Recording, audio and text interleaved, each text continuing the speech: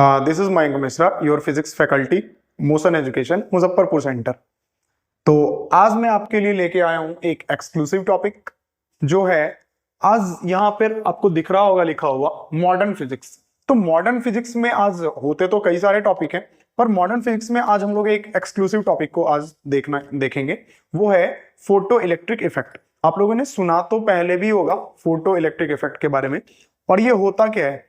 तो आज हम यही सीखने वाले हैं कि फोटो इलेक्ट्रिक इफेक्ट क्या होता है, कैसे होता है, और ये कहां से आया और इसका यूजेस क्या है। तो ठीक है, चलिए देखते हैं फोटो इलेक्ट्रिक इफेक्ट। तो मैं यहां पे पहले एक हेडिंग डाल रहा हूं, photo electric effect.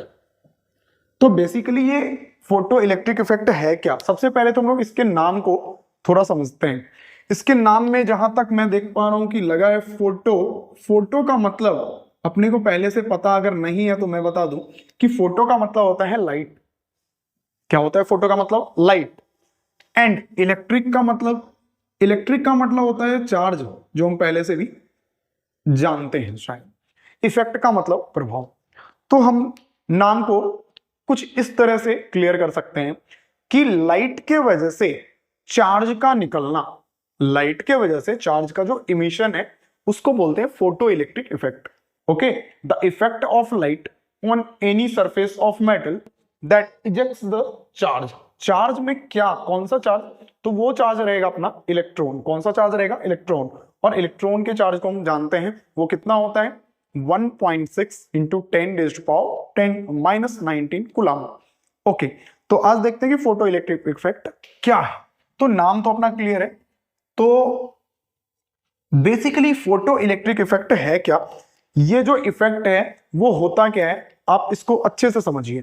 Photo electric effect ये होता है जब जब किसी मेटल सरफेस पे, लेट अस सपोज ये अपने पास एक मेटल सरफेस है, ये अपने पास एक मेटल सरफेस है। ओके, इस मेटल सरफेस पे जब एक पर्टिकुलर फ्रीक्वेंसी या फिर पर्टिकुलर वेवलेंथ की लाइट इस पे इंसिडेंट होती हैं, तो मान लीजिए कि यहां पर एक पर्टिकुलर फ्रीक्वेंसी की लाइट हमने इस पर डाला, ये रही अपनी इंसिडेंट लाइट। ओके, तो यहां पर पर्टिकुलर फ्रीक्वेंसी की है, तो यहां पर जो लेट अस सपोज जो इसकी फ्रीक्वेंसी है वो न्यू है। ओके, वो फ्रीक्वेंसी न्यू है। तो सबसे पहले तो मैं ये बता दूं आपको कि लाइट क्या है। मॉडर्न फिजिक्स में बेसिकली पहले हम लोग लाइट के बारे में ही देखते हैं। अगर अपने को लाइट के बारे में पता नहीं होगा तो हम फोटो इलेक्ट्रिक इफेक्ट को समझेंगे कैसे, लाइट को कैसे समझेंगे। तो देखो, ऐसे तो लाइट एक बहुत ही बड़ा चर्चा का विषय है और पहले भी रहा है। पर 19th सेंचुरी में कुछ अपने साइंटिस्ट ऐसे थे जिन्होंने लाइट पे बहुत सारे एक्सपेरिमेंट किए, जिन्होंने बहुत सारे थेसिस दिए। तो उनमें से कुछ एक ऐसे थेसिस भी निकल के हमारे सामने आए जो बाद में एक्सपेरिमेंट के तहत प्रूव भी किए गए, और हमें अब तक उनको ही मान के चल रहे हैं। तो उसमें से कुछ एक मैं आपको बता देता हूं। जैसे हेनरिक हर्ट्ज थे, उन्होंने पहले लाइट पे वो किया, कॉर्पोसल्स थे, कॉर्पस्कल थ्योरी दिए। फिर आइंस्टाइन थे, उन्होंने दिया। मैक्सवेल, मैक्स प्लैंक, इन सब ने लाइट पे अपना अपना कुछ अपना अपना ओपिनियन रख पाए। तो उसमें से कौन सा सही है कौन सा गलत है मैं ये नहीं कह रहा हूं, मैं ये कह रहा हूं कि लाइट को उन्होंने बताया क्या आखिर में जो अब तक हम लोग मान के चल रहे हैं। तो उनमें से कुछ ने कहा कि लाइट जो है वो वेव है, उनमें से कुछ ने कहा कि लाइट पार्टिकल है। तो अब यहां पर एक डिलेमा है कि लाइट पार्टिकल है कि लाइट वेव है।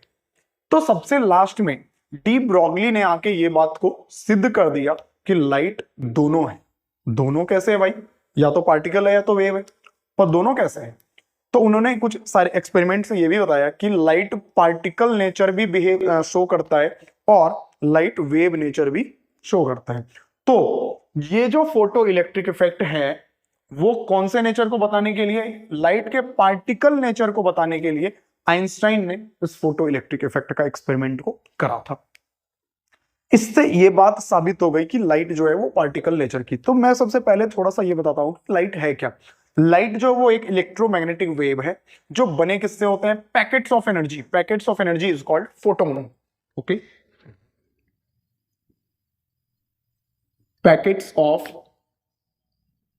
Energy called photon, right.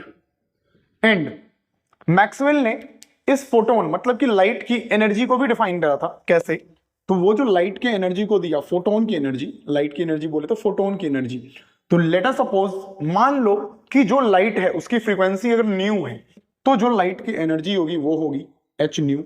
Let us suppose light की जो वेवलेंथ है वो लैम्डा है, तो एनर्जी होगी एच सी बाय लैम्डा।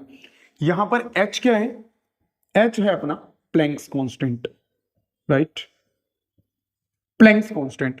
सी क्या है? Speed of light. सी को एक नोटेशन है जिसको फिजिक्स में हम स्पीड ऑफ लाइट मानते हैं, स्पीड ऑफ लाइट। तो मैं बता दूं कि ये होता कितना है। ये प्लैंक्स कांस्टेंट है 6.626 10⁻⁻34 joule second in speed of light 3 × 10⁸ metre पर सेकेंड। और ये न्यू क्या है? तो फ्रीक्वेंसी है। एंड लैम्डा क्या है? वेवलेंथ। चलो इन सब बातों को हमने अभी तक सीख लिया। एनर्जी देख लिया, दोनों के टर्म में देख लिया, फ्रीक्वेंसी के भी टर्म में देख लिया एच न्यू, और वेवलेंथ के भी टर्म में देख लिया H C by lambda. Now come to the point. अब मैंने कहा कि एक यहां पर अपने पास मेटल है, मेटल का सरफेस है। इस मेटल सरफेस पे एक न्यू फ्रीक्वेंसी की लाइट आती है, इंसिडेंट लाइट। ओके, तो आप बताओ कि इस लाइट की एनर्जी क्या हो जाएगी? इस लाइट की एनर्जी हो जाएगी E is equals to H nu, क्योंकि न्यू इसकी फ्रीक्वेंसी है। तो इसकी जो एनर्जी होगी वो क्या हो जाएगी? E is equals to H nu. Okay, अच्छा, एच न्यू फ्रीक्वेंसी की लाइट, मैंने कहा एक पर्टिकुलर फ्रीक्वेंसी की ही लाइट एमिट कर पाएगी इलेक्ट्रॉन्स को। क्या सारे फ्रीक्वेंसी के लाइट एलिजिबल होंगे इसके इलेक्ट्रॉन्स को निकालने के लिए, एक पर्टिकुलर मेटल के लिए? नहीं। इसका आंसर है नहीं। क्यों नहीं? तो हर मेटल के लिए एक पर्टिकुलर फ्रीक्वेंसी की ही लाइट होगी जो उसके इलेक्ट्रॉन्स को इजेक्ट कर पाएंगे। वो कैसे, हम अभी देखते हैं। लेट अस सपोज ये एक मेटल सरफेस है, इस पर एच न्यू फ्रीक्वेंसी की लाइट आई, एनर्जी की लाइट आई। अब ये एनर्जी की लाइट इसके जो आउटर मोस्ट इलेक्ट्रॉन्स होंगे उसको ये क्या करेंगे? उससे आकर कोलाइड हो जाएंगे। कोलाइड मतलब टक्कर। इससे जो टक्कर, कोलिजन होगा, कोलिजन के टाइम पे यहां पे क्या होगा? वाइब्रेशन होगा। और वही वाइब्रेशन मतलब कि उसको वाइब्रेशन एनर्जी मिली ना। इलेक्ट्रॉन को क्या होता है? एनर्जी मिलते ही इलेक्ट्रॉन्स इजेक्ट हो जाते हैं। ओके, तो ये इलेक्ट्रॉन यहां से बाहर आ जाएंगे। ये इलेक्ट्रॉन है ई। तो इस निकले हुए इलेक्ट्रॉन्स को हम लोग क्या बोलते हैं? Photo electrons. क्या बोलते हैं? Photo electrons. एंड इस फेनोमेनन को वो क्या बोलते हैं? Phenomena is known as photo electric effect. Clear है इतना? फोटो इलेक्ट्रिक इफेक्ट क्या हुआ? फोटो इलेक्ट्रिक इफेक्ट वो फेनोमेना है जिसमें लाइट पड़ने पर किसी मेटल सरफेस पे इलेक्ट्रॉन बाहर आ जाए, उसको क्या बोलते हैं अपन? Photo electric effect. ओके, अब हम ये देखते हैं कि क्यों नहीं हर तरह की लाइट, इंसिडेंट लाइट, किसी फोटोन इलेक्ट्रॉन को निकालने में एलिजिबल है। तो ये इसलिए नहीं है। अब जैसे देख लो, मैं आपसे एक एग्जांपल कहूं कि क्या एक 3 साल का बच्चा 20 केजी के वेट को उठा सकता है? तो इसका आंसर है ऑब्वियसली नॉट। आइडियली प्रैक्टिकली ये पॉसिबल नहीं है। प्रैक्टिकली पॉसिबल नहीं है क्योंकि 3 साल के बच्चे में उतनी ताकत नहीं होती कि वो 20 केजी के वेट को उठा पाए। तो इसलिए हर किसी की अपनी क्षमता होती है। तो यहां पर हर मेटल का, यहां तक हम लोग जानते हैं कि हर मेटल का जो है अपना एक एनर्जी होता है जिससे वो अपने इलेक्ट्रॉन्स को बाउंड करके रखता है, वो है बाइंडिंग एनर्जी। अब बाइंडिंग है आयोनाइजेशन एनर्जी। अब हर इलेक्ट्रॉन्स जो हैं वो न्यूक्लियस के फोर्स से बंधे हुए हैं। अब इलेक्ट्रॉन्स को अगर निकालना है, इजेक्ट करना है, तो उसको उतना फोर्स देना पड़ेगा। अब अगर अपने पास उतनी एनर्जी नहीं है तो वो कैसे एलिजिबल हो पाएगा? उसको इजेक्ट करने में नहीं हो पाएगा। तो इसलिए एक पर्टिकुलर टाइप की एनर्जी चाहिए अपने को जो उसके इलेक्ट्रॉन्स को इजेक्ट कर पाए। तो अब क्या हम इससे ये बोल सकते हैं कि सर हर मेटल का अपना अपना एक एनर्जी होता है, तो हर लाइट का अपना अपना एनर्जी होना चाहिए जो उसको इजेक्ट कर पाए? हाँ। तो हर मेटल का भी अपना अपना एक एनर्जी होता है जिससे वो इलेक्ट्रॉन्स को बांध के रखा है। तो सबके लिए अलग अलग एनर्जी देनी पड़ेगी निकालने के लिए। ओके, तो उस एनर्जी को हम क्या बोलते हैं? उस एनर्जी को हम लोग बोलते हैं work function of that metal.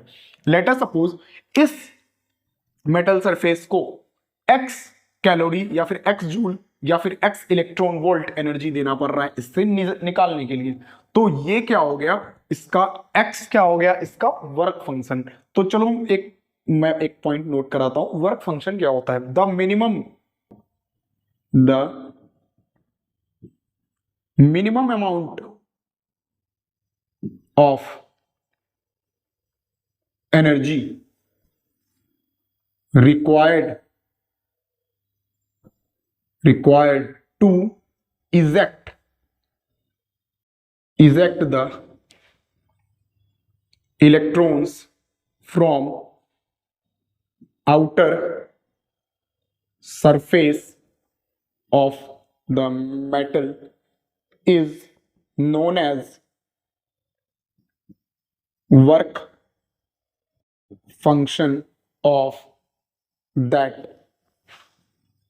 metal। Okay, right. तो वो कम से कम एनर्जी जो उस मेटल के इलेक्ट्रॉन्स को निकाल दे उसको क्या बोलते हैं अपन? Work function of that metal. Okay, इसको हम जो डिनोट करते हैं वो डिनोट करते हैं फाई। किससे डिनोट करते हैं? फाई से। तो अपन कुछ भी ले सकते हैं, एक्स वाई जेड के कुछ भी, पर जो ट्रेंड है, जो पहले से लिया गया है, बुक में दिया गया है, हर जगह जो लिखा हुआ है वो क्या है? फाई।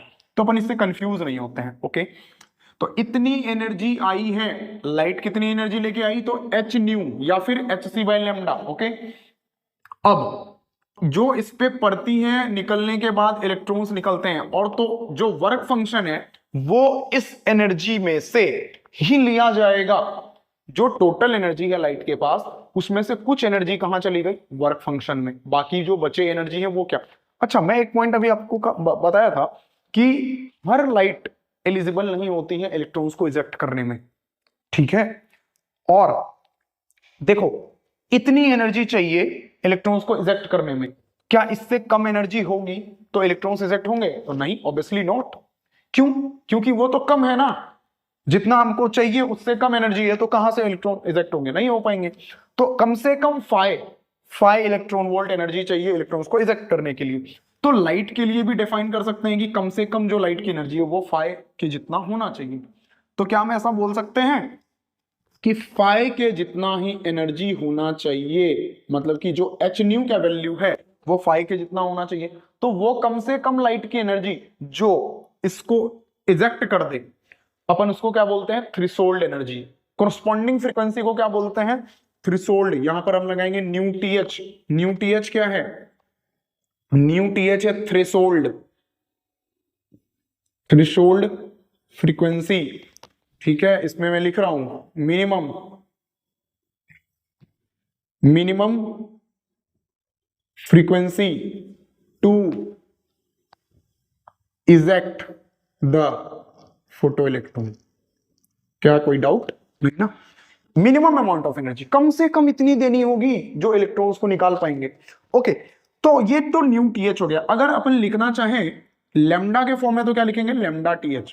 अच्छा, मैं एक बात बताता हूं कि लैम्डा मतलब कि वेवलेंथ और फ्रीक्वेंसी, जो अपन पहले से भी शायद जानते हैं, फ्रीक्वेंसी और वेवलेंथ का क्या रिलेशन है? तो फ्रीक्वेंसी जो होता है, अगर मैं मैथमेटिकल टर्म में लिखूं तो फ्रीक्वेंसी जो होता है वो प्रोपोर्शनल होता है 1 बाय लैम्डा के। ध्यान में रखना है इसको, 1 बाय लैम्डा के। मतलब ये एक दूसरे के दोनों क्या होते हैं? रेसिप्रोकल होते हैं। क्या होते हैं? दोनों एक दूसरे के रेसिप्रोकल होते हैं। तो अगर मैंने कहा है कि minimum amount of frequency to eject the electron, तो मैं वेवलेंथ के लिए क्या बात करूंगा? लैम्डा टीएच क्या हो जाएगा? मैक्सिमम। क्या हो जाएगा? थ्रेशोल्ड, इसको बोलेंगे थ्रेशोल्ड वेवलेंथ। तो ये क्या हो जाएगा? Maximum lambda two eject the photo electrons. ये हो गया अपना लैम्डा टीएच, मतलब कि थ्रेशोल्ड वेवलेंथ का फॉर्मूला। तो यहां पर ये हो गया इसका फॉर्मूला। एक फॉर्मूला तो अपने पास ये हो गया, और ये हो गया एच सी बाई लैम्डा। अच्छा, अब अपन ये देखेंगे कि जो अपने पास टोटल इंसिडेंट एनर्जी है उसको अपन यूज कैसे करते हैं, उसको फोटो इलेक्ट्रिक इफेक्ट में यूज कैसे किया जाता है। तो इसको यूज कुछ इस तरह से किया जाता है, आप यहां पे ध्यान से समझो। टोटल एनर्जी जो है अपने पास कितनी है? टोटल एनर्जी है एच न्यू। ओके, उसमें से कुछ एनर्जी तो कहां खत्म हो गया, वर्क फंक्शन में। क्यों? क्योंकि इलेक्ट्रॉन्स को निकालने के लिए एक पर्टिकुलर एनर्जी देना पड़ता है, तो वो तो वर्क फंक्शन में खत्म हो गया। ओके, तो कुछ एनर्जी तो बच जाएंगी। तो आइंस्टाइन जब ये एक्सपेरिमेंट कर रहे थे तो उन्होंने साफ साफ एक स्टेटमेंट बताया कि जो टोटल एनर्जी है, क्या जो टोटल एनर्जी है वो दो तरीके से यूज होती है, दो तरीके से। There are two ways to consume energy of incident light. Okay, देखते हैं दो वे कौन सा है। अब चलो पहला देखते हैं, जो first way, very first way है पहला, वो क्या है? जो पहला वे है वो है जो टोटल एनर्जी है उसमें से कुछ एनर्जी वर्क फंक्शन में चले जाना। ओके, टोटल एनर्जी है H nu is equals to H nu, इसमें से वर्क फंक्शन में चला गया। तो जो बची हुई एनर्जी है ना, जो बची हुई एनर्जी है, टोटल एनर्जी एच न्यू है अपने पास, उसमें से वर्क फंक्शन में चला गया। जो एनर्जी बचा हुआ है, मतलब कि जो लेफ्ट एनर्जी और है, रेस्ट एनर्जी अपने पास और है, वो कहां गया? फिर वो चला जाएगा इन इलेक्ट्रॉन्स के काइनेटिक एनर्जी। कहां चला जाएगा? वो जो फोटो इलेक्ट्रॉन्स निकले हैं उनके काइनेटिक एनर्जी में चले जाएंगे। Left energy is used as, K लिख रहा हूं काइनेटिक एनर्जी को, K kinetic energy of photo electrons, है ना ये सही बात? अब देखो मैं एक एग्जांपल देता हूं एनएलएम से, समझ में भी अच्छे से आएगा, ध्यान से देखना। मान लो अपने पास एक ब्लॉक है, एम मास का एक ब्लॉक है, एक सरफेस पे रखा हुआ है, एम मास का एक ब्लॉक है, एक सरफेस पे रखा हुआ है, उसको धक्का मार रहे हैं अपन। तो उसको मूव कराने के लिए कम से कम कितना फोर्स लगाना पड़ता है? जितना फ्रिक्शनल फोर्स होता है, कम से कम अपन इतना जानते हैं। आइडियली देखा जाए तो, प्रैक्टिकली नहीं, आइडियली अगर इसको इस पे से मूव कराना है तो कम से कम कितना फोर्स देना पड़ेगा? जितना इस पे फ्रिक्शनल फोर्स है, तभी तो फ्रिक्शन अपन ओवरकम कर पाएंगे, तभी तो ये मूव करेगा। फ्रिक्शनल फोर्स के जितना इसको देना पड़ेगा। अब फ्रिक्शनल फोर्स के बाद अगर मान लो 3 न्यूटन इसका फ्रिक्शनल फोर्स है, ओके, लिमिटिंग फ्रिक्शन की बात कर रहा हूं, टोटल फ्रिक्शन पे 3 न्यूटन ही लग सकता है बस। तो 2 न्यूटन देंगे तो क्या ये चलेगा? नहीं चलेगा। इसलिए मैं ये कह सकता हूं कि अगर इंसिडेंट लाइट की एनर्जी अगर एच न्यू टी एच से कम है तो क्या इलेक्ट्रॉन निकलेगा? नहीं निकलेगा। इलेक्ट्रॉन तभी निकलेगा जब मैं यहां पे लिखूंगा कि जो ये न्यू है वो न्यू टी एच से ज्यादा है।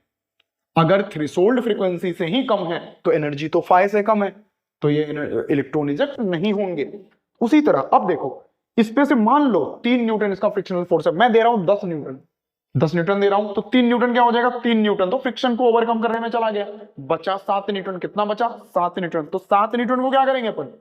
7 न्यूटन क्या होगा? 7 न्यूटन से ये मार्कर आगे मूव करेगा, ये मास इस सरफेस से आगे मूव करेगा 7 न्यूटन से। 3 न्यूटन कहां चला गया? 3 न्यूटन चला गया वर्क फंक्शन में। ओके, वर्क फंक्शन में इसके फ्रिक्शन को ओवरकम करने में चला गया। तो उसी तरह लाइट की जो एनर्जी है, टोटल एनर्जी, उसमें से फाई कहां चला गया? वर्क फंक्शन को ओवरकम करने में, मतलब इलेक्ट्रॉन्स को निकालने में जो एनर्जी लगा वो चला गया फाई। तो इसमें से फाई घट गया, बचा कितना? तो एच न्यू माइनस फाइव। कितना बचा? H new minus five. तो ये बचा हुआ एनर्जी होगा क्या होगा? इसको मूव कराएगा। क्या करेगा? इलेक्ट्रॉन्स को फ्लो करवाएगा। क्या करवाएगा? इलेक्ट्रॉन्स को फ्लो करवाएगा। कितने एनर्जी से फ्लो करवाएगा? ये मैक्सिमम काइनेटिक एनर्जी है। कितना काइनेटिक एनर्जी? मैक्सिमम। ये कितना होगा? E minus H new. अच्छे से ध्यान में रखना है इसको, E माइनस एच न्यू। तो जो काइनेटिक एनर्जी होती है वो कितनी होती है? E मतलब H new minus, sorry, E minus five. H new तो एनर्जी है ना, E माइनस फाइव। तो यहां पर भी H new minus five work function है, ये ध्यान में रखना है। इसको बोलते हैं अपन आइंस्टाइन्स रिलेशन। क्या बोलते हैं?